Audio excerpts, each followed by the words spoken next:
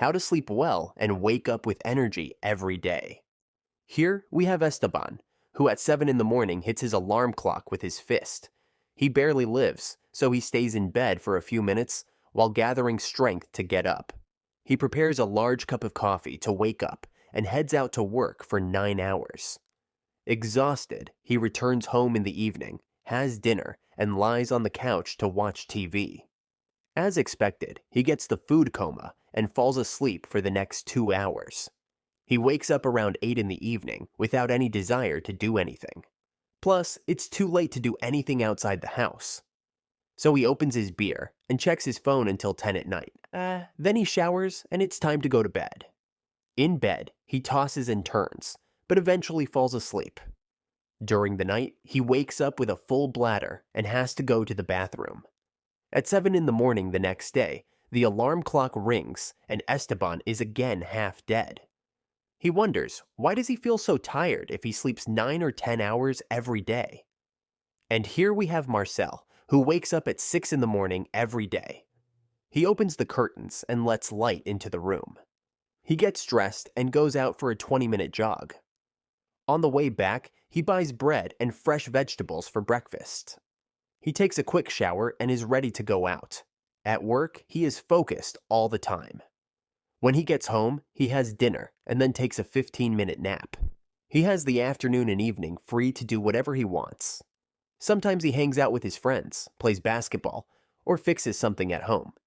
After that, he still has some time to read a book. He goes to bed before 11 at night and sleeps like a baby. He wakes up again at 6 in the morning and starts his new day full of energy.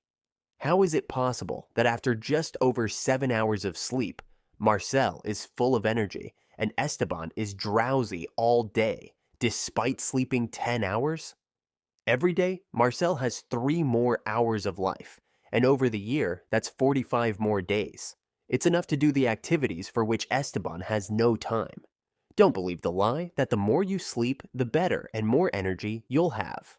The quality of sleep is more important than the number of hours you spend in bed. Sleep has its phases. The best qualitatively and the most important for us are the phases of deep sleep. During deep sleep, our body rests and cleanses the brain of metabolic toxins that we cannot eliminate when we are awake. The key time in this regeneration process is the first 5 hours of sleep. After the first 5 hours, our sleep becomes increasingly superficial, and thus its quality decreases. Beyond this, Marcel engages in physical activity every day. In the morning, he jogs, and in the evening, he plays some sports with friends. It doesn't have to be anything extreme. Every movement raises the body's temperature. High temperature is a signal for the body to concentrate and stimulate. Lack of movement decreases our body temperature, sending a signal to the brain to relax and sleep. The lowest body temperature is during deep sleep. In turn, during the day, our temperature rises and falls. The greater the temperature increase during the day, the deeper the fall during the night, and the deeper you'll be sleeping. Esteban does not raise his temperature during the day through any physical activity. He's a couch potato. He watches TV and sits with his phone in hand. Therefore, during the day, he's drowsy and lazy, and at night, he either can't fall asleep or wakes up several times during the night. So, good and healthy sleep doesn't happen when you go to bed or in the 8 or 10 hours you spend there. Sleeping well and waking up with energy mainly depends on what you do during the day. In other words, you'll sleep depending on how you prepared to sleep.